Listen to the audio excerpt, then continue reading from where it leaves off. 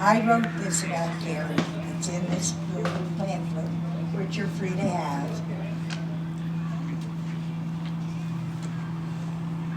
Carrie Lynn Blair, born June 17th, 1969, known as Pooper Bear or Poop. And she was called that all her life by family and close friends. And Care Bear for her teen friends. She passed away August 24th, 2016. Carrie was a beautiful baby and a good baby. Her travels started at 10 days old. We moved from Reedsport, Oregon to Pasco, Washington. Carrie, Jean, and I took our first plane ride together when Carrie was 18 months old, and we went from Yakima, Washington to Roswell, New Mexico. Carrie has lived in Oregon, Washington, New Mexico, California, Virginia, Florida, and back to California. Then she went to South Carolina and moved back to Washington.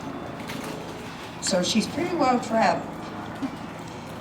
Oh, and I forgot to mention, she also spent several summers in Indiana with her grandparents. Carrie attended freshman year in Orange Park, Florida. She was active in Navy ROTC. She was queen of the Navy ROTC ball. She was able to fly Navy transport to Washington, D.C. with the ROTC group. They spent a week in Marine barracks, eating in Marine mess hall. They saw the Baltimore Orioles play ball, toured the Smithsonian, and more sightseeing than I can remember. Carrie always loved music. One of her favorite songs that year was Madonna's Like a Virgin. One day at drill practice, they were messing around and Carrie did a Madonna kick. Now, I have never seen Madonna kick, but evidently in the video, Madonna did one. And Carrie tried to copy it. That resulted in her first ambulance ride and 2 weeks on crutches.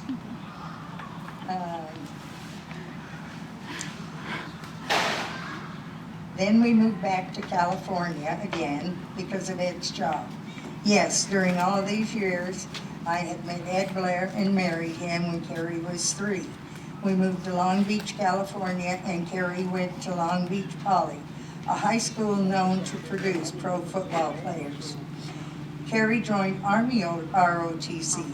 She spent her last 3 years of high school at Poly and made many lifelong friends there.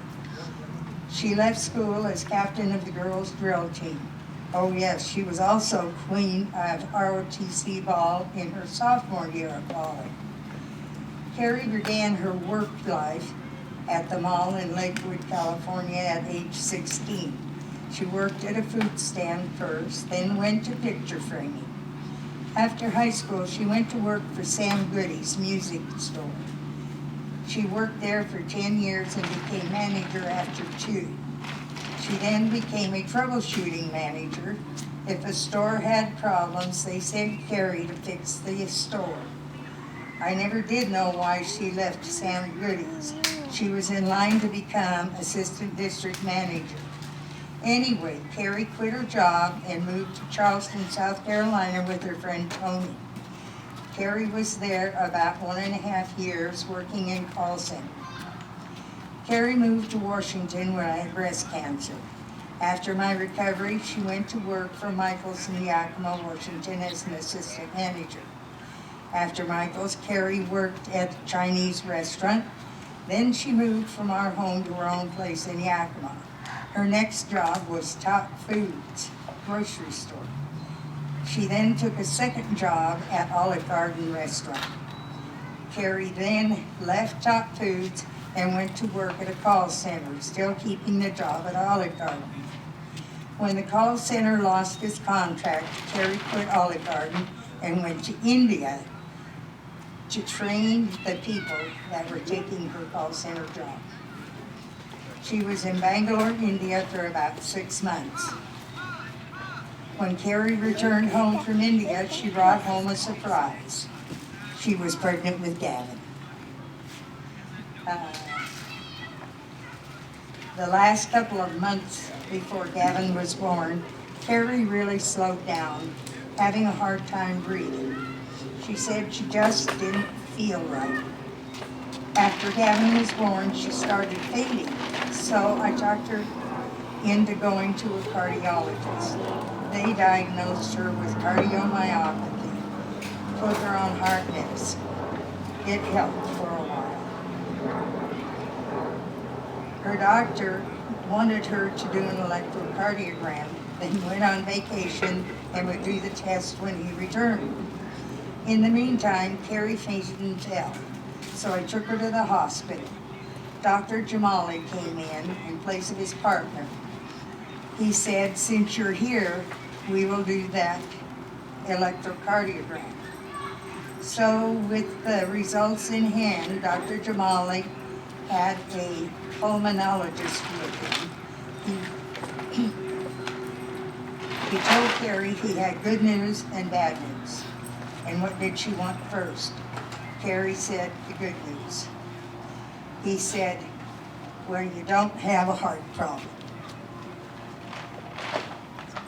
But you have primary pulmonary hypertension, a serious lung disease. We called the University of Washington, Dr. Ralph, and you need to call and make an appointment. So began our 12-year journey back and forth to Seattle. Carrie was told to lose weight to get her BMI to a certain level to qualify for a lung transplant, and that was a double lung transplant. Carrie had a problem retaining water. After 3 tries, Carrie met her BMI. Carrie then met with the transplant team, and they put her on the transplant list. On Carrie's next visit, she had gained water weight again. The team examined her, and her kidneys had deteriorated because of the diuretics that she had been on to lose the water weight. So, because of her weight and kidney problems, she was permanently removed from the transplant list 2 years ago. When Carrie first met with Dr. Ralph, he said the medicine, Remodulin, was new for the disease. On the medicine only, her lifespan would be 12 years at the longest. Carrie managed to live 11.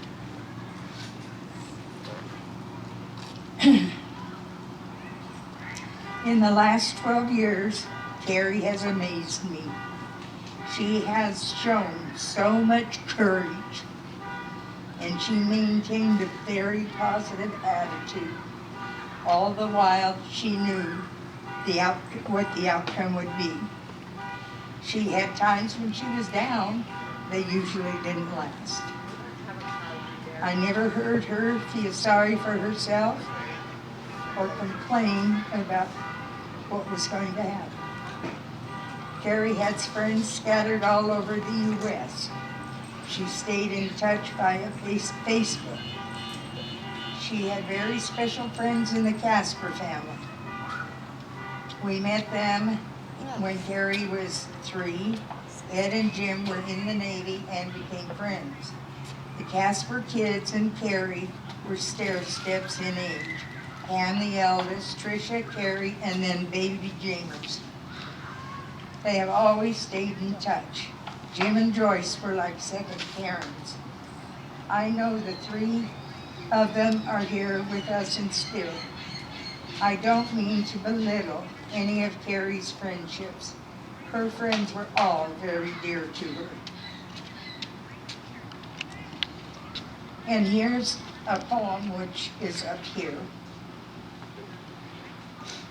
It's I'm Free. And I feel this really pertains to Carrie now, because she is free of all that she had suffered with. And I left my glasses at home. Ed, you got your glasses? No. You Do? can read it from there. Read it Oh, from yeah. Right, I can read it right here. It's huge. I'm free. Don't breathe for me. For now, I'm free. I'm following the path God laid for me.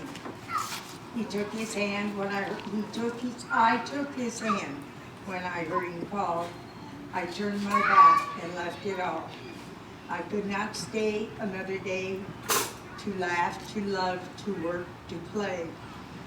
Task left undone must stay that way. I found the place at close of day. If my parting has left a void, then fill it with remembered joy. A friendship shared, a laugh, a kiss. Ah, yes, all these things I too will miss. Be not burdened with times of sorrow. I wish you sunshine of tomorrow. My life's been full, I savored much. Good friends, good time, and loved ones touch. Perhaps my time seems all too brief. Don't lengthen it now with undue grief. Lift up your heart and share with me. God wanted me now. He set me free. And if any of you know Carrie very well, you know she did suffer with a lot of pain. She had a hard time breathing, and she refused to give up right till the last. And her last 2 days of living, she was like the old, vivacious, cheerful Carrie. She made phone calls to friends. She visited. She was just wonderful. And we really enjoyed her that time. The 3 weeks previous, all she did was sleep. And we were really surprised that she brightened up the way she did. And I think God was giving her that last strength to make the people that loved her happy. So. Now, Gavin, where are you? Okay. First of all, before I have Gavin come up, I'd like to introduce the family. I'm Carrie's mother, Ed. This is Carrie's father, Gavin. This is Carrie's son. She has relatives over here, her brother